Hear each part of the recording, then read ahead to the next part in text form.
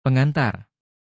Nama Borneo digunakan bangsa Eropa untuk menyebut pulau yang kini bernama Kalimantan, nama asli yang diberikan masyarakat.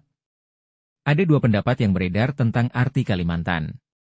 Pendapat pertama mengatakan bahwa nama Kalimantan berasal dari kata Jekali berarti sungai, dan Jemantan adalah besar. Jadi, Kalimantan berarti pulau yang sungainya besar-besar. Pendapat kedua, Kalimantan berasal dari nama pohon yang buahnya asam yang banyak tumbuh di pulau ini. Terlepas dari arti nama itu sendiri, masyarakat lebih senang menyebut nama Kalimantan daripada Borneo. Nama Kalimantan mengacu sejumlah wilayah di pulau dengan nama yang sama, yang pernah dikuasai pemerintah kolonial Belanda dan kemudian, setelah proklamasi kemerdekaan pada 17 Agustus 1945, menjadi bagian dari negara Republik Indonesia. Kalimantan atau Borneo pada saat proklamasi dibacakan di Jakarta berada dalam kekuasaan pemerintahan Jepang yang melarang penyiaran radio dan penerbitan surat kabar, kecuali Borneo Shimbun dan Radio Domei yang memang miliki Jepang. Pada masa pendudukan Jepang, Pulau Kalimantan berada di bawah kekuasaan Angkatan Laut, yaitu Borneo Minseibu Chokat Sukuiki yang berpusat di Banjarmasin, yang kemudian ditetapkan kembali pada Juni 1944 dengan dikembangkan menjadi beberapa wilayah.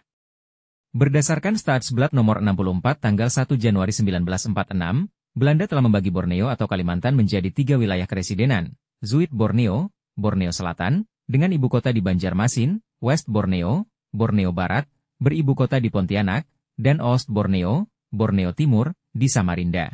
Dalam penulisan ini, pembahasan didasarkan pada pembagian wilayah yang dibuat Belanda. Peristiwa penting menjelang proklamasi. Sebelum mencapai kemerdekaan Republik Indonesia, banyak peristiwa pahit yang harus dilalui bangsa ini pada masa penjajahan Jepang. Bagi rakyat Kalimantan, peristiwa pahit tersebut berupa kekejaman Jepang. Hampir di seluruh Kalimantan, Angkatan Laut Jepang terkenal dengan tangan besi dalam memerintah, termasuk membunuh. Bukan hanya itu, penderitaan masyarakat juga terkait dengan peristiwa yang akan dijelaskan berikut ini. Peristiwa Gubernur Haga di Kalimantan Selatan. Nama lengkapnya adalah Dr. B.J. Haga, yang diangkat oleh pemerintah Belanda sebagai gubernur untuk wilayah Kalimantan. Setelah kehadiran pemerintah Jepang, Haga bersama sejumlah pejabat Belanda dan pasukan KNIL, juga keluarganya, lari mengungsi ke Puruk Cahu. Ratusan serdadu Belanda dan Inggris yang masih berada di Banjarmasin segera menyingkir di Pangkalan Bun menunggu keputusan dari pemerintah pusat. Pelampiasan kemarahan dan kebrutalan pasukan Jepang memakan banyak korban. Bukan saja pada bangsa Belanda, tetapi juga bangsa Indonesia. Dengan politik niponisasi Jepang memaksakan kepada siapapun budaya Jepang yang jelas tidak sesuai dengan tradisi dan budaya rakyat Kalimantan. Dalam usaha melancarkan politik niponisasi, Jepang selalu bersikap curiga kepada setiap orang.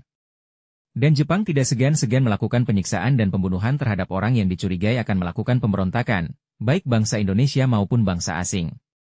Begitu juga yang terjadi pada Dr. B.J. Haga dan kawan-kawan. Dia memang sempat mengirim surat kepada pemerintah Jepang pada tanggal 31 Maret 1942 untuk menyerahkan diri, yang kemudian dimuat surat kabar Kalimantan Raya pada 1 April 1942. Namun, pada 21 Desember 1943 tersiar berita yang dimuat dalam Borneo Shimbun bahwa telah dihukum mati lebih dari 200 orang yang terdiri dari orang Belanda, orang Indonesia, dan Tionghoa. 200 orang tersebut menurut Jepang adalah komplotan Gubernur Dr. B.J. Haga. Nama-nama yang dibunuh oleh Jepang antara lain adalah Dr. Susilo seorang ahli malaria dan merupakan adik kandung almarhum Dr. Sutomo pendiri Budi Utomo, Hausman Babu mantan Gunco Sampit seorang pelopor suku Dayak dan pendiri Pakat Dayak, B.J. Haga dan istrinya. Peristiwa Mandor di Kalimantan Barat. Peristiwa ini bermula dari pembubaran organisasi pemuda di Kalimantan Barat, kecuali organisasi Nissinkai yang izinkan Jepang. Dipelopori oleh Noto Sujono dan Dr. Roy Bini, Nissinkai hanya berpura-pura memihak Jepang. Nissinkai adalah gerakan bawah tanah yang mempengaruhi para sultan dan tokoh masyarakat untuk berjuang melawan pendudukan Jepang. Para pemuda yang dilatih dalam berbagai organisasi Jepang seperti Seinendan, Barisan Pemuda, Heiho, prajurit pembantu tentara Jepang, dan Keibodan, Barisan Pembantu Polisi, menjadi pasukan inti untuk melawan pemerintah Jepang. Dengan alasan berunding untuk menyelesaikan masalah huru-hara yang sedang terjadi di Pontianak, Shu Tizitio mengadakan rapat yang dihadiri oleh 12 sultan dan panembahan serta para pejabat tinggi setempat di Pontianak pada 14 April 1943.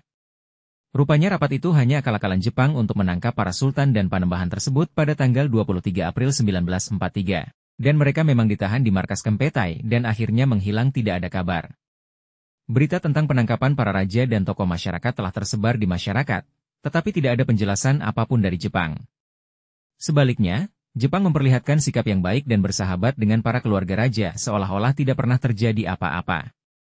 Meski demikian, tokoh masyarakat dan pemuda tidak bisa menerima begitu saja.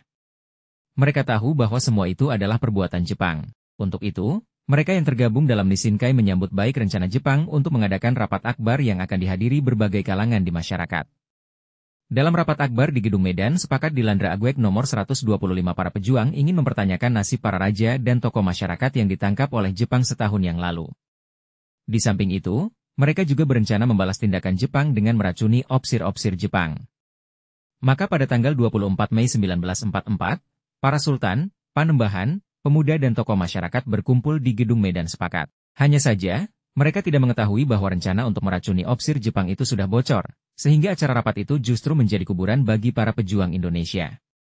Jepang mengepung gedung dan tidak membiarkan satu orang pun lolos dalam gedung, dan kemudian semua orang yang hadir ditangkap dan dimasukkan ke dalam truk dan dibawa pergi entah kemana.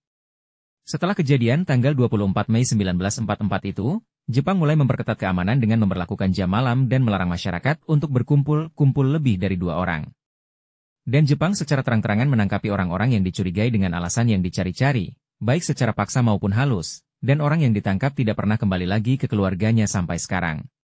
Keadaan ini membuat masyarakat hidup dalam ketakutan dan penderitaan. Kejadian penculikan dan penangkapan tokoh masyarakat dan para sultan dikenal dengan nama penyungkupan. Latar belakang pembunuhan di atas, yang dilakukan secara berantai dari 23 April 1943 sampai 24 Mei 1944, adalah karena Jepang menganggap rakyat Kalimantan Barat berkomplot untuk melakukan pemberontakan, terutama para intelektual dan para pemuda. Di samping itu, Jepang juga menganggap komplotan di Kalimantan Barat masih ada kaitannya dengan komplotan Dr. B.J. Haga di Banjarmasin. Keberadaan para sultan, tokoh masyarakat dan para pejuang yang menghilang akhirnya terjawab. Seperti tertulis surat kabar Borneo Shimbun, edisi nomor 135 tahun kedua tanggal 1 Juli 1944. Komplotan besar yang mendoer HKON Toek melawan Dai Nippon Soedah dibongkar sampai ke akar-akarnya. Salah satu angkatan Laoet di Pontianak Jang sejak dahulu mengetahui tentang tersembunyi jinja ranjangan komplotan melawan Dai Nippon Jang sangat besar Oe Ranja di daerah Kalimantan Barat Pontianak. Saingkawang dan sekitarnya sebagai poe saja senantiasa meneruskan pengintipan dengan seksama hingga pada Soeboeh tanggal 23 Ziurgatatahen yang lampaui melangsoengkan penangkapan besar Jang pertama, dan pada Soeboeh 24 I3 Tutahoen ini dioelangi penangkapan besar sekali lagi. Sejak itu pemeriksaan teliti telah diteruskan terhadap Doko Pontianak serta beberapa ratus orang Jang bersangkutan Jang Soedah ditahan. Maka akhirnya terbongkar dengan senjata-senjata komplotan besar ON Toek melawan Dai Nippon Jang sangat mengejutkan orang. Oleh karena itu baru dua ini dalam sidang Majelis Pengadilan Hoikoem Ketentaraan Angkatan Laut kepala dua komplotan serta lain-lainnya telah dijatuhkan Hoikoeman mati, maka pada tanggal 28 Rokugatu mereka pun telah ditembak mati. Kecurigaan Jepang muncul karena informasi dari mata-matanya, baik orang Jepang maupun orang Indonesia yang bekerja sama. Jepang curiga akan terjadi pemberontakan besar-besaran yang akan dilakukan para raja dan kaum intelektual. Dengan berbagai cara, Jepang berusaha menangkap dan menteror rakyat agar hidup dalam ketakutan dan tidak berani melakukan perlawanan. Namun justru Jepang yang merasa ketakutan, sehingga secara membabi buta menangkap rakyat yang sebenarnya tidak bersalah. Peristiwa Mandor terjadi di Desa Kompiang Kecamatan Mandor, tempat Jepang melakukan pembantaian besar-besaran terhadap segala lapisan masyarakat. Menurut Borneo Shimbun, 1 Juli 1944, Jepang selama masa pendudukannya telah membunuh rakyat sebanyak 21.037 orang di Kalimantan Barat. Oleh pemerintah Indonesia, korban-korban tersebut dimakamkan dalam 9 cungkup, nisan, di Desa Kompiang Mandor dan diberi nama I Makam Juang Mandor.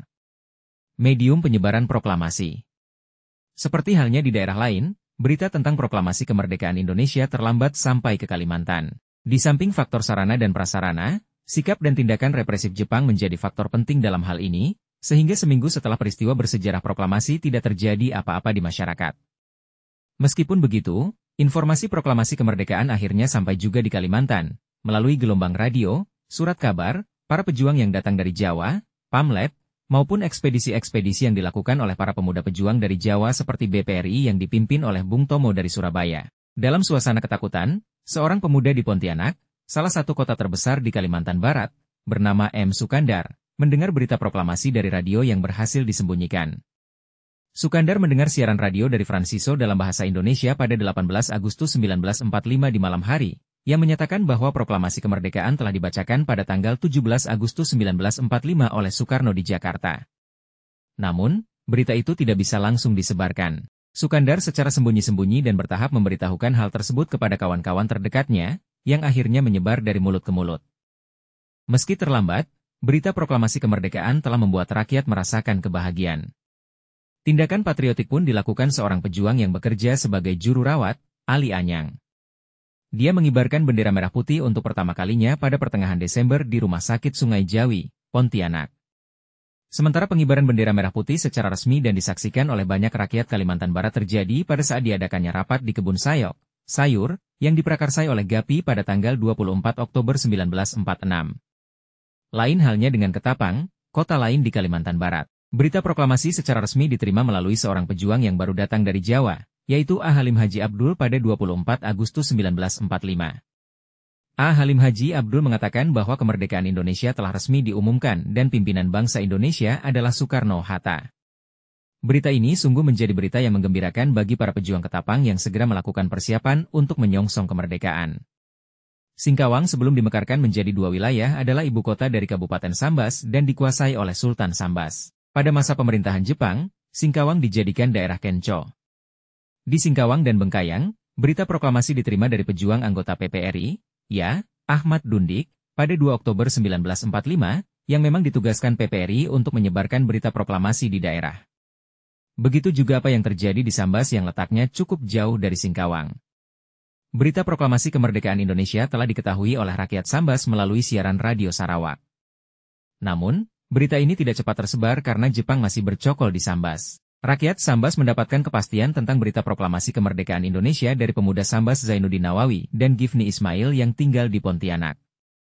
Sejak itu, semangat para pejuang Sambas untuk menyongsong dan mempertahankan kemerdekaan semakin berkobar. Dengan segenap jiwa dan raga mereka siap berkorban demi mempertahankan kemerdekaan yang sudah dicapai oleh bangsa Indonesia. Keadaan kota Pemangkat yang letaknya berada di tengah-tengah antara Singkawang dan kota Sambas hampir sama. Setelah menerima berita proklamasi kemerdekaan dari seorang pemuda yang berasal dari desa Semparuk Pemangkat, masyarakat sangat senang. Pemuda itu bernama M. Akir yang baru pulang dari perantauannya di Semarang pada pertengahan Oktober 1945. Dia mengabarkan tentang proklamasi kemerdekaan Republik Indonesia yang dikumandangkan pada tanggal 17 Agustus 1945 oleh Soekarno-Hatta. Setelah mendengar berita proklamasi, para pejuang menyatakan dukungannya kepada bangsa Indonesia. Lain lagi dengan apa yang terjadi di Sintang, tempat berita itu sebenarnya telah diketahui pada saat upacara yang diadakan oleh Bunken Kanriken di Nangapino. Pada saat itu, penguasa Jepang menaikkan bendera Jepang dengan diiringi bendera merah putih. Bunken dalam pidatonya mengatakan bahwa ia dan tentara Jepang akan meninggalkan Nangapino menuju Sintang dan kemungkinan besar tidak akan kembali lagi. Peliharalah semangat perjuangan pemuda-pemudi Nangapino dan kalian akan merdeka, katanya dalam bahasa Indonesia yang fasih dalam upacara itu. Kankuriken juga meminta kepada pelajar yang ikut serta dalam upacara itu untuk mengatakan merdeka. Akan tetapi, apa yang dilakukan Jepang itu tidak membuat yakin para pemimpin dan pejuang di Sintang, lagi-lagi karena sikap Jepang yang bisa dipercaya. Di sisi lain, berita tentang proklamasi juga sampai ke telinga para pejuang. Keraguan tentang kemerdekaan Indonesia akhirnya terjawab setelah beberapa pemimpin pejuang Sintang dan Nangapino mendengar berita proklamasi lewat siaran radio pada tanggal 15 Oktober 1945. Keyakinan itu bertambah kuat setelah melihat sendiri kopi teks dari proklamasi kemerdekaan yang dibawa oleh pemuda Sintang, Haji M. Yusuf Aris dari Sumatera, pada bulan Desember. Sikap patriotik ditunjukkan oleh rakyat Landang Abang sebelum berita proklamasi kemerdekaan Indonesia. Hamid Bersib dan Hasan Basri didukung oleh para pemuda Sambas melakukan 3 aksi yang menunjukkan semangat patriotisme. 1. Pada tanggal 8 Juni 1945 jam 8 pagi bertempat di halaman rumah kediaman Bunken Kanriken Ngabang diadakan upacara menaikkan bendera merah putih berdampingan dengan bendera Jepang.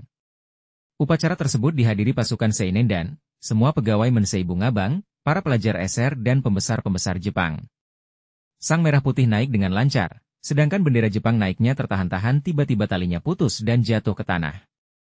Bendera tersebut segera diambil oleh Ent Tsuchinochi dan dibawa masuk ke rumah Bunken Kanriken. Selesai upacara diadakan demonstrasi mempertahankan kota Ngabang. 2. Pada tanggal 8 Juli 1945 dibentuk pasukan Seinen dan distrik Sengah Temila dan pada saat dilaksanakan upacara hanya bendera merah putih saja yang dinaikkan tanpa bendera Jepang. Dipimpin oleh GM Saleh Alimin dan Bardan Nadi. 3. Tanggal 8 Agustus 1945 dibentuk Seinen dan Onder Distrik Menyuke Didarit dengan upacara menaikkan bendera merah putih dan tidak disertai bendera Jepang yang dipimpin oleh Hamdan Bunjang, Kimas Akil dan GM Saleh. Berita proklamasi kemerdekaan Indonesia juga diterima oleh para pejuang Landa yang kebetulan pada saat itu berada di Pontianak, antara lain Abdul Hamid dari tentara Australia yang datang ke Pontianak pada permulaan Oktober 1945. Tentara Australia membawa dokumen yang berisi tentang strategi perjuangan yang ditulis oleh aktivis Indonesia yang berada di Australia. Oleh Abdul Hamid, informasi itu dikirim ke Landa melalui telepon dan mengirim langsung ke Ya Mustafa Taib dan Kadarudin Mundit di Landa. Masyarakat Dayak pada umumnya hidup di dalam hutan jauh di pedalaman dengan sarana transportasi yang masih sangat sulit. Begitu juga di Kalimantan Barat, mayoritas masyarakat Dayak hidup di hutan. Mereka memang tidak dapat dipisahkan dengan kehidupan di hutan. Oleh karena itu, berita proklamasi kemerdekaan sangat terlambat sampai pada mereka. Pada masa itu masyarakat Dayak hidup berkelompok dan terisolasi di pedalaman. Jadi, perubahan yang terjadi di dalam kota tidak dapat diketahui dengan cepat. Rakyat Dayak hanya mengandalkan informasi orang yang datang ke tempatnya untuk berdagang ataupun keperluan lain. Meskipun berita proklamasi belum sampai kepada mereka, tapi mereka bersyukur bahwa Jepang telah dikalahkan oleh sekutu. Penderitaan masyarakat Dayak telah terbayar dengan kalahnya Jepang. Maka, masyarakat Dayak pergi ke kota dengan membawa kepala-kepala orang Jepang yang berhasil dikayau untuk menghadap Sultan Pontianak. Masyarakat Cina lebih mengedepankan bidang ekonomi daripada bidang lain seperti politik. Sekalipun masyarakat Cina berpikir tentang politik, tetapi hal itu lebih banyak berkaitan dengan posisi mereka di bidang ekonomi. Sepanjang pemerintahan yang ada tidak merugikan posisi mereka secara ekonomi, maka mereka lebih bersifat pasif. Dalam masa pemerintahan Jepang posisi Cina sama menderita dan dijadikan mesin uang oleh Jepang. Begitu juga dalam bidang sosial dan politik, mereka mendapat perlakukan yang sama dengan pribumi. Sepanjang sejarahnya, Banjarmasin dikenal sebagai bandar dagang yang besar dan ramai, tempat di mana pedagang mancanegara maupun dalam negeri melakukan transaksi dagang. Berbagai macam barang dagangan diperjualbelikan di Banjarmasin, sehingga menarik perhatian orang untuk datang. Banjarmasin dikenal sebagai kerajaan Islam yang kaya dan makmur dengan hasil bumi dan hutannya yang berlimpah seperti lada, damar rotan dan kayu serta hasil alam seperti batu bara, emas dan batu permata. Masyarakat Banjar dikenal taat beragama. Islam menjadi urat nadi dalam kehidupan rakyat Banjar. Ulama menjadi panutan dan tuntunan bagi masyarakat. Begitu pula Islam menjadi bagian dari kehidupan politik yang mempersatukan masyarakat Banjar yang berlatar belakang suku yang berbeda-beda. Berkat Islam, apapun sukunya mereka tetap mengakui sebagai orang Banjar. Sumber buku sejarah berita proklamasi kemerdekaan Indonesia. Penerbit Direktorat Sejarah dan Nilai Budaya Direktorat Jenderal Kebudayaan Kementerian Pendidikan dan Kebudayaan 2015.